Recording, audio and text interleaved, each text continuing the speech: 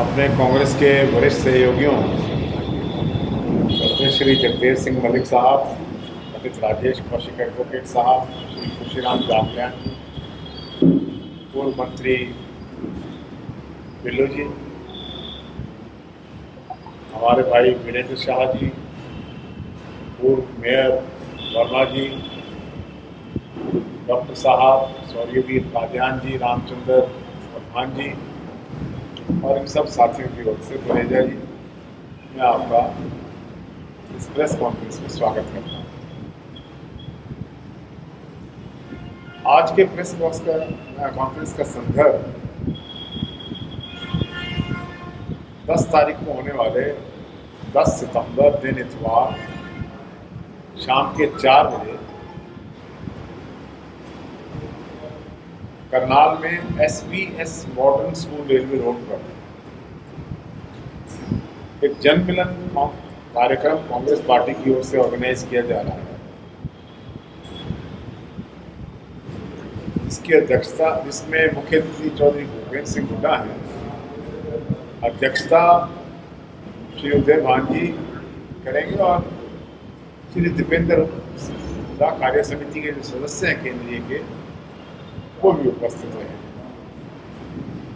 हमारे कांग्रेस के सभी वरिष्ठ नेतागण, पूर्व मंत्रीगण, पूर्व विधायकगण, वर्तमान के विधायकगण, वर्तमान सांसद और पूर्व सांसद, जिले के अध्यक्षगण, सब लोग आमंत्रित रहेंगे।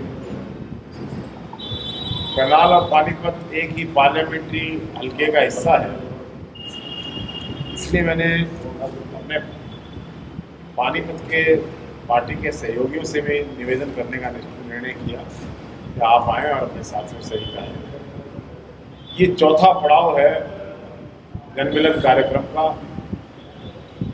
रोहतक से शुरू होकर कुरुक्षेत्र में तीसरा पड़ाव इसका पानीपत था, जिसकी सफलता आपने देखी। जिस प्रकार की कार्यकर्ताओं की, लोगों की, संगठनों की भीड़ वहाँ पर आई पानीपत में, वो अपने आप में अनुकरणीय उदाहरण है। इसी प्रकार से करनाल में, जो करनाल लोकसभा क्षेत्र का एक अन्य हिस्सा है, इस कार्यक्रम का आयोजन कर रहे हैं। आदरणीय साथियों, ये देश के अंदर माहौल बन रहा है। भारतीय जनता पार्टी और उसके नेताओं ने, विशेषकर प्रधानमंत्री ने, जिस प्रकार से लोगों को झूठ का चश्मा पहनाया, महंगाई के मुद्दे को उठाकर बीजेपी सरकार में आई, सिलेंडर लेके जुलूस निकाले, कपड़े उतार कर जुलूस निकाले,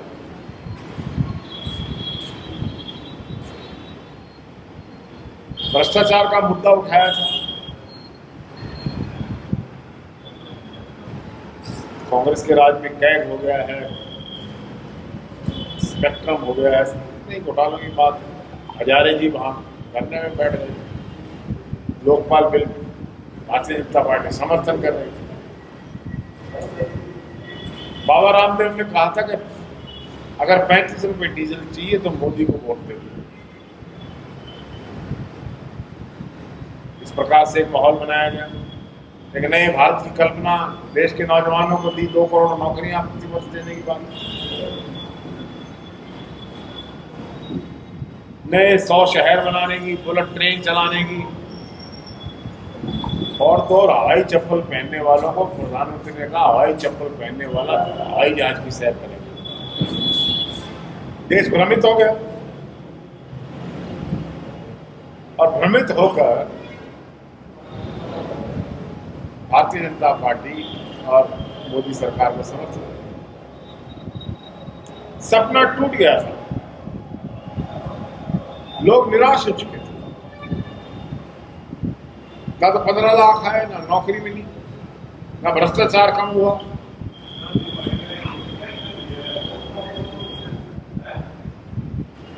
तो हर प्रकार से निराशा लोगों के दिमाग में आ गई। व्यापारियों की कमर तोड़ दी गई नोटबंदी। जीएसटी का जिस प्रकार से लागू किया गया, जीएसटी ने व्यापारियों को कागजों में उलझा दिया, हैवी टैक्सेशन की ओर चला गया। याद रहे कि जीएसटी का विरोध करने वाले प्रथम मुख्यमंत्री के रूप में नरेंद्र मोदी थे। आधार कार्ड का प्रथम रूप में मुख्यमंत्री के रूप में विरोध करने वाले, इसको वेस्टेज ऑफ मनी बताया था, नरेंद्र मोदी थे। फिर इसी को लागू, फिर व्यापारी कमर तोड़ दी कोरोना ने, इसको कोई रिलीफ नहीं मिला। किसानों को कहा गया था कि आपकी आमदनी दुगनी हो जाएगी, 2022 की सीमा तय कर दी, लेकिन किसान आंदोलन के रास्ते पर चला गया। एमएसपी के लिए लड़ाई लड़नी पड़ी, 1.25 साल तक दिल्ली के बॉर्डर पर दरवाजा खटखटाते रहे, 750 किसान मारे गए, कुर्बानियां हुई, लाठियां चली, गोलियां चली। आखिर में प्रधानमंत्री को झुकना पड़ा और देश के टेलीविजन पर आकर प्रधानमंत्री ने देश के अन्नदाताओं से माफी मांगी। अन्नदाताओं, मुझे क्षमा कर दो, गलती हो। लेकिन गलती में भी कोई सुधार नहीं हुआ, एमएसपी भी लागू नहीं किया।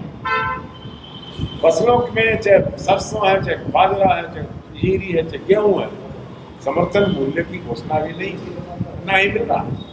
पहाड़ी घाटे में चला गया किसान, बाढ़ की तबाही ने किसान को उजाड़ के रख दिया। हर चीज का भाव बढ़ गया, डीजल को किसान, पेट्रोल के भाव, गैस के भाव, किस चीज के भाव हैं। और नौकरी के नाम पर केंद्र सरकार ने अग्निवीर की योजना का झुंझुना ही देश के युवाओं को दिखाया। 4 साल की फौज की नौकरी। हरियाणा का 13,000 का कोटा होता था, 800 लड़के लिए, जिसमें से जो आंकड़े बता रहे हैं 473 फौज की नौकरी छोड़ के आ गए। 2 साल की नौकरी कौन करेगा? हरियाणा में निराशा ही निराशा है। श्री घमंडी लाल खट्टर की वजह से, मैं उनका असली नाम जानता हूं क्योंकि वो हर वक्त घमंड से बात करते हैं। इतना भ्रष्टाचार है दफ्तरों में, सामान्य नागरिक उस भ्रष्टाचार से परेशान है। इतना भ्रष्टाचार है निगमों में, सामान्य नागरिक उन निगमों के भ्रष्टाचार से परेशान है। 4 गुना 5 गुना पैसा चाहिए सब। मंडियों में किसान परेशान है, साथ ही किसान और आड़ती के रिश्ते को तोड़ने की वजह से आड़ती परेशान, कमीशन एजेंट परेशान। सड़क पर कर्मचारियों के जुलूस निकलते हैं।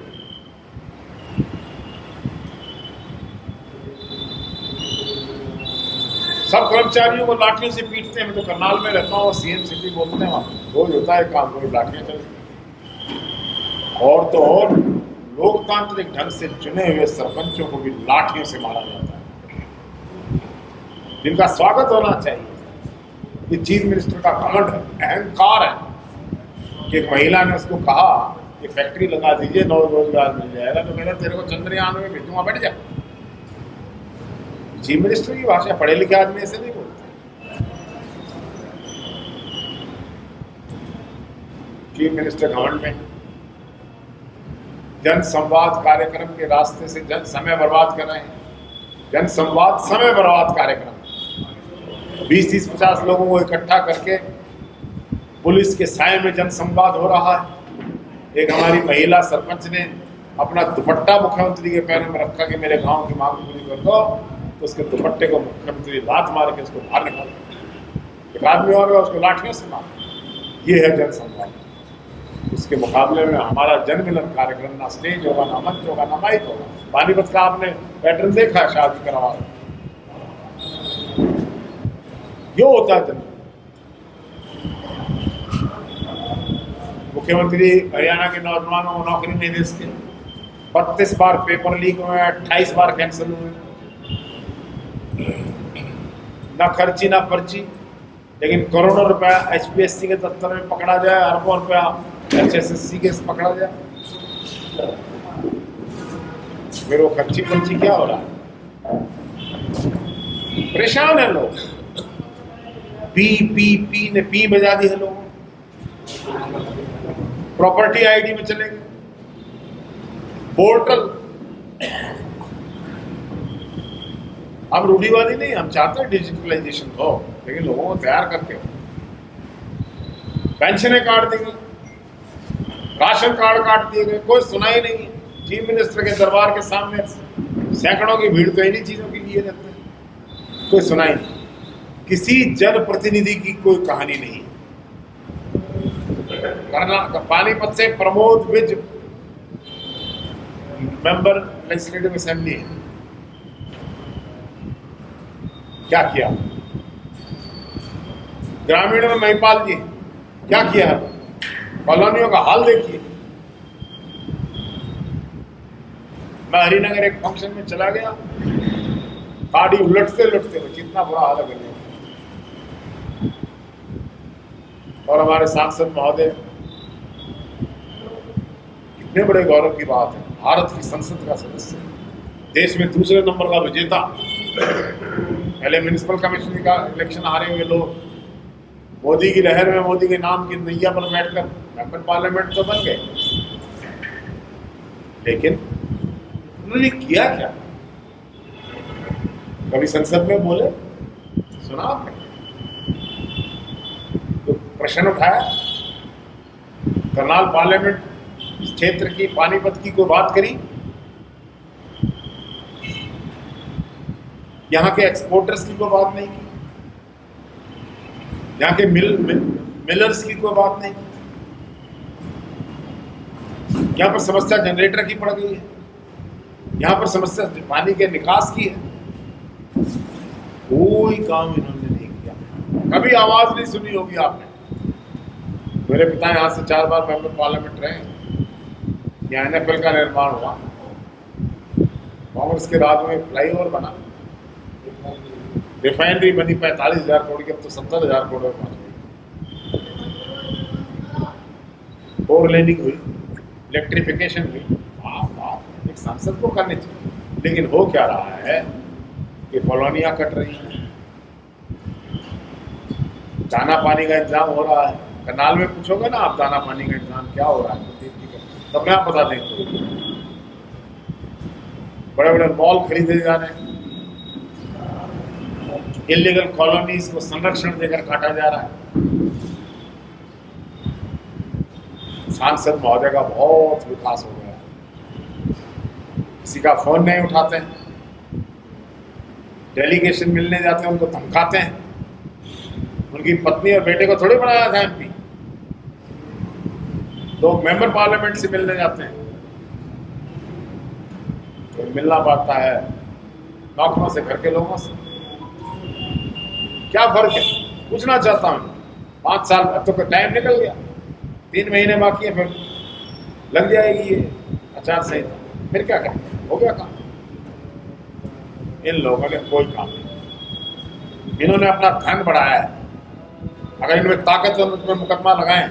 मैं कह रहा हूं, इन लोगों ने अपना धन बढ़ाया।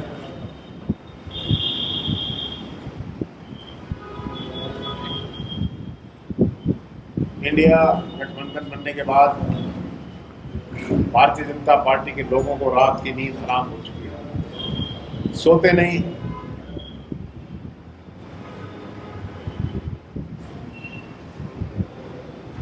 प्रधानमंत्री बहुत विचलित है, परेशान।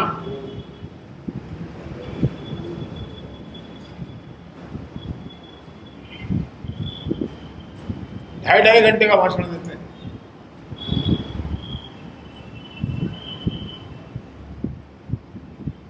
कई बार तो रात को उठ के भाषण देने लगते हैं। कौन से स्टेट का इलेक्शन होगा, मैंने जाना था, रात को उठ जाते। इंडिया दिखाई देने लगता है, इंडिया। इस इंडिया से नाराज होकर भारत कहने लगा।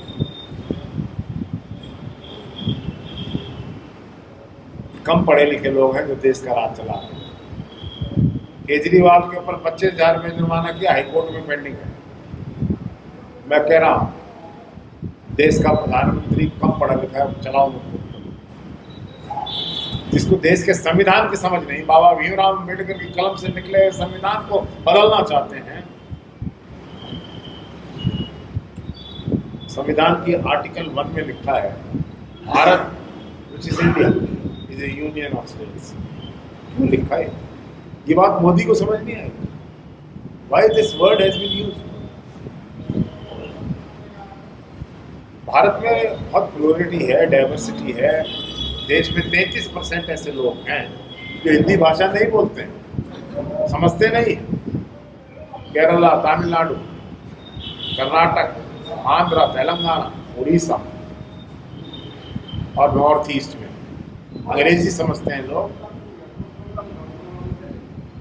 हिंदी कम समझते हैं, हमारी राष्ट्रभाषा। लेकिन 26 घंटे डिबेट हुई देश की कॉन्स्टिट्यूएंट असेंबली। हाँ, ये मैं मानता हूँ, उस समय बीजेपी का कोई भी आदमी भारत की कॉन्स्टिट्यूएंट असेंबली का मेंबर नहीं था, क्योंकि ना तो कोई जेल गया, ना कोई स्वतंत्रता संग्राम में लड़ा। वो तो स्वतंत्रता सेनानियों का था कॉन्स्टिट्यूएंट असेंबली।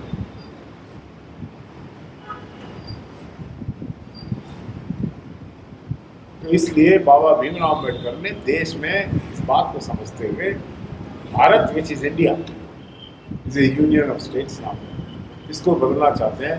क्योंकि हमने अपना नाम गठबंधन का इंडिया रख लिया, उससे परेशान। हम भारत रख लेंगे तो क्या करेंगे? ये तो नहीं आएगा मोदी जी। फिर क्या नाम दे? इस देश का नाम बदलेंगे? फिर ये क्या बनेगा? आर्यव्रत। घबराए, डरे। देश में हलचल है, राजनीति में बदलाव की आंधी चल रही है।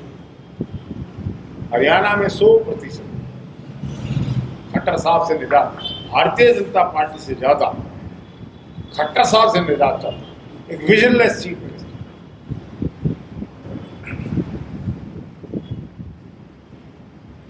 इन सब के बीच एक मजबूत कांग्रेस खड़ी हो रही है, कार्यक्रम हो रहे हैं। जहां जहां हुड्डा जी रैली करते हैं, कांग्रेस रैली करती है। 40-50 हजार की भीड़ आने लगी, जिला स्तर की रैली। ये द्योतक है कल आने वाले। तो एक बहुत बड़ी बहुमत के आहट हरियाणा की जनता को कांग्रेस की सुनाई दे रही है। भारतीय जनता पार्टी का सूर्यास्त हो रहा है और एक नया सूर्योदय विकास का। कई लोग प्रश्न पूछते हैं, कौन होगा चीफ मिनिस्टर? अरे चीफ मिनिस्टर वही होगा जिसको विधायक चाहेंगे। जिसको विधायक चाहेंगे उसको हाईकमांड और लगाएगा।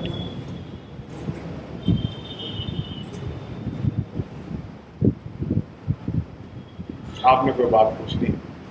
सर, आप कांग्रेस के मजबूत होने की बात करते हो, लेकिन करनाल के अंदर आपके कार्यकर्ताओं में झगड़ा तलाश गुस्से चलते हैं, तो ये गुटबाजी क्यों नहीं बंद हो रही है? पानीपत में भी जब अभी सोमवार को मीटिंग हुई तो उसमें कुछ लोगों ने नारेबाजी कर दी। यहाँ भी नारेबाजी हो गई। एक गुट बहुत हैवी हो गया, सिर्फ उनकी बात सुनी जा रही है।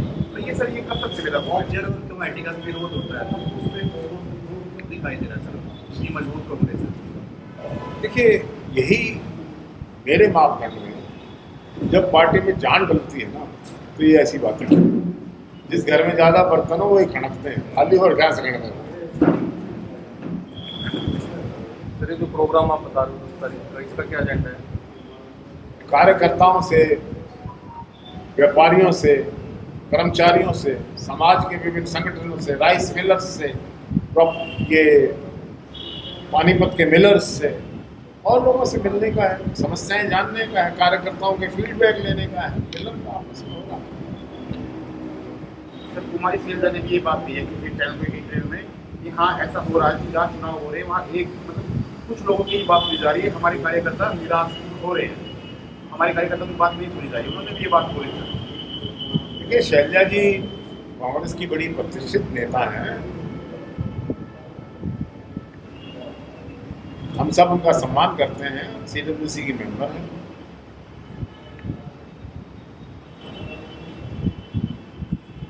वो कोई ऐसी बात कभी नहीं कहती है जो कांग्रेस के विरोध में जाए। मैं जानता हूँ। सर, करनाल लोकसभा सीट से आपके बेटे की चर्चा है कि वो चुनाव लड़ेंगे। देखिए, ऐसा है, कांग्रेस पार्टी को एक निर्देश देकर गए थे माननीय श्री राहुल गांधी जी, एक हाथ से हाथ जोड़ो कार्यक्रम। आपने किया? आपने किया? आप सब कर, मेरा बेटा भी कर रहा है। जब कुलदीप शर्मा बेटा करता है तो चर्चा बनती है कि पार्लियामेंट इलेक्शन लड़े। तो भी उसके पिताजी ने भी लड़ा है, उसके दादाजी ने भी लड़ा है, पार्टी कहेगी तो वो भी लड़ लेगा, लेकिन ना तो कोई दावा है ना कोई उम्मीदवारी। काम कर रहे हैं, अपना काम हम जरूर करेंगे, राहुल गांधी के निर्देश को मानेंगे। किसको टिकट मिलेगा ये तो फैसला पार्टी करती है, हाईकमांड करे, सेंट्रल इलेक्शन कमेटी करेगी। लेकिन कांग्रेस में एक सोच है कि युवा पीढ़ी 50-50 का फार्मूला रायपुर में बना है। 50% वो लोग होंगे जो 50 की उम्र से ज़्यादा हैं और 50% वो लोग होंगे जो 50 की उम्र से कम है। सर, सभी विपक्षी पार्टियों को एक करने की बात हो रही है, कांग्रेस एक नहीं हो पा रही, इसको लेकर सभी विपक्षी पार्टियां एक हो गई हैं, बात नहीं हो, एक हो चुकी, एक कॉमन मिनिमम प्रोग्राम बन चुका है, एक एजेंडा ड्रॉ हो चुका है, लीडरशिप एक इकट्ठी हो चुकी है। ये वोट डिवीजन ना हो, इसलिए स्ट्रैटेजी। देखिए, ये देश में रीजनलिज्म भी है, रीजनल पार्टीज भी हैं। किसी कोई जमाना था बीजेपी सब रीजनल पार्टीज को लेके चलती थी। आज भी जो बनाया हुआ है यूपीए, क्या है उनका, एनडीए, सब कुछ चल रहा है ना, सब लोकतंत्र में चलता है। लेकिन बीजेपी परेशान है। 2 मीटिंग हुई है, 200 रुपये कम हो गया सिलेंडर का भाव, 1-2 और होगी तो 500 पे कर देंगे कांग्रेस के हिसाब से। बीजेपी वाले सर कह रहे हैं कि जो इंडिया नाम रखा है उसलिए रखा कि यूपी पर पहले भ्रष्टाचार, कालाबाजारी के आरोप लग रहे थे, इस करके नाम चेंज किया गया। आप एक काम करो, आप एक सामान्य नागरिक से पूछो हरियाणा में कितना भ्रष्टाचार है। आप प्रेस के हैं ना, आप नहीं जानते कितना है। बीजेपी वाले कह रहे हैं, बीजेपी वाले तो हमें पता नहीं क्या कहते हैं। मैं भी तो कह रहा हूँ ना उनके बारे में कुछ, तो राजनीति है। बेचारों ने लूट के खा लिया देश को और बेचारे बन बैठे हैं। सर, फ्यूचर में कोई चांस है इन्हें लोग इंडिया में शामिल होगा? कौन? इन्हें लोग इंडिया में शामिल होगा गठबंधन में है तो? वो छटपटा रहे हैं, खुद ही बोल रहे हैं, हमने तो कोई बात नहीं। एक सर, ये जो पूरी बात बुझब सर, ये सनातन धर्म को लेकर जो टिप्पणी करी है आपके ही इंडिया संगठन से नेता हैं, तो उसको लेकर बड़ा बवाल चल रहा है, उसके बारे में क्या कहना चाहेंगे? देखिए, मैं राजनीति में बहुत सभ्यता से बात करने का आदी हूँ और हर व्यक्ति को एक दूसरे के धर्म के आदर की पाठ कांग्रेस सिखाती है, तो कोई भी धर्म। हाँ, ये बात ठीक है कि कुछ ऐसी पार्टियां हैं जिन्होंने गरीबों का तिरस्कार करके, समाज के विशेष वर्गों को इग्नोर करके अपनी राजनीति कर, उस बात की परेशानी उदयनिधि के भाषण में आ गई।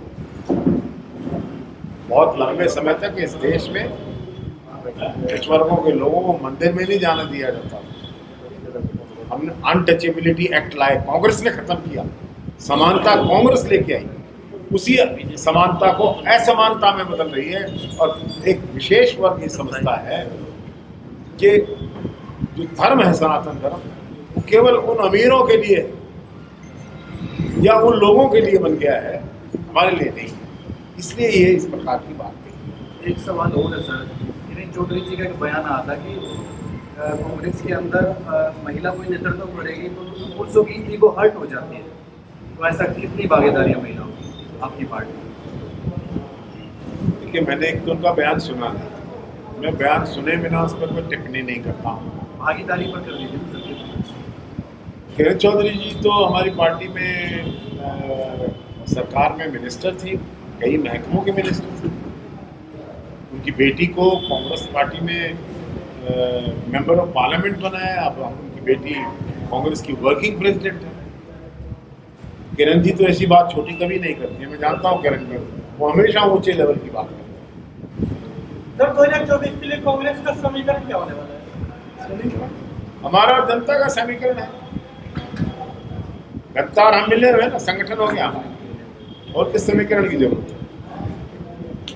सर कितनी उम्मीद क्या है सर, लोकसभा में कितनी कितनी सीट मान रहे हो आप लोकसभा की और विधानसभा की इलेक्शन में? देखिए, जहाँ तक बीजेपी की सरकार है, क्योंकि इसमें से इस सरकार की करनी पर परफॉर्मेंस पर 10 में से 0 नंबर दिया जा सकता है, क्योंकि इन्होंने कुछ किया ही नहीं। इसी प्रकार से बस विधानसभा में सिर्फ 90 बता दिया मैंने। अनुमान सर कुछ लगभग आपने आंकड़ा नहीं दिया सर। मैंने बीजेपी की सरकार को 10 में से 0 नंबर दिया। जैसे भी लोग भी यही देंगे पार्लियामेंट में। आपकी सीट सर कितनी हो सकती है? विधानसभा में भी सर वो लोकसभा में, जैसे बीजेपी बोलती है 75 पार। मैं कुछ नहीं कह सकता हूँ विधानसभा में 75 पार 85 पार नहीं कह सकता। एक बात कहता हूँ, मुख्यमंत्री घमंडी लाल जी खट्टर करनाल से अपना चुनाव निश्चित रूप से हारे। किस रूप से? निश्चित रूप से। एक सवाल हो रहा है जी। सर, आपके कुछ नेताओं के ऊपर ईडी के छापे पड़ने शुरू हुए हरियाणा में। अब ये सवाल का ये ईडी नहीं है, आप क्या समझ रहे हैं? ईडी नहीं है, इलेक्शन डिपार्टमेंट है बीजेपी का। इलेक्शन डिपार्टमेंट तोता है, तोता। घबराहट नहीं होती आपको? ना, किस चीज़ की घबराहट है? ये सिर्फ हमारे ऊपर ही पड़ेंगे भाई। मैंने तो कहा ना, प्रधानमंत्री नहीं लगे पढ़े लिखे हैं। मैंने मुख्यमंत्री को घमंडी लाल का है, मेरे को बनाओ ना मुकदमे, लाओ ईडी सीडी सीबीआई कहाँ से लाएंगे, लाओ। एक सवाल हो रहा है सर, दूसरा मामला विधानसभा में जो सीएम है उन्होंने संदीप सिंह के इस्तीफे से मना कर दिया, जबकि चार्जशीट दायर भी हो चुकी है और काफ़ी कुछ क्लियर हो गया उसमें। एक छोटा सा आपको एक किस्सा हमारे हरियाणवी में बोलते हैं। एक आदमी को दूसरा आदमी टोक के बोला पंचायत में, अरे तू भी क्या बोल रहा है, तेरा बापू तो पंचायत से बाहर काट दिया था। बोले हैं क्या काम मांगी थी? बोला जी 2 गाँव। बोले वो 20-20 की में काट रखे है, उसका क्या है? बीजेपी ने इनके टेनी, एक मंत्री है टेनी, उसके लड़के ने 8 किसानों के ऊपर जिप्सी चढ़ा दी, मार दिए। क्या हुआ उसका? हुआ कुछ? ब्रिजभूषण शरण सिंह ने एक नहीं कई महिला पे, एक तो बच्ची थी, शोषण के एलिगेशन लगे, चार्जशीट दायर हो चुकी है। क्या किया है इन्होंने उसके खिलाफ? लड़कियों को, हमारे पहलवान लड़कियों को, ये हरियाणा की मर्यादा है, सड़कों पर घसीट के ले गए हैं, मारा है उनको। क्या एक्सपेक्ट करते हैं चीफ मिनिस्टर से? चीफ मिनिस्टर, उस लड़की, पुलिस ने चार्जशीट दायर कर दी है संदीप सिंह के खिलाफ। मैं वकील हूँ। चार्जशीट का मतलब होता है स्पेसिफिक एलिगेशन सही पाए गए। मंत्री जी के घर के प्राइवेट एरियाज में, जैसे मेरे घर के बेडरूम है, टॉयलेट्स हैं मेरे प्राइवेट एरिया, वहाँ क्राइम सीन इनेक्टमेंट होती है, फॉरेंसिक लैब होती है, साइंटिफिक रिसर्च। 1 घंटे तक वो लड़की मंत्री जी के प्राइवेट एरिया चैटिंग मैंने की थी। क्या उस लड़की को चैट मैसेजेस और चैट इमेजेस भेजने का काम क्या था? एक मंत्री का, एक जूनियर कोच को क्या कर रहा था वो? और एक और बीजेपी के अध्यक्ष रहे हैं, उनका लड़का भी मनोरंजन कर रहा था रात को, उसको हटा दिया था क्या अध्यक्ष पद से?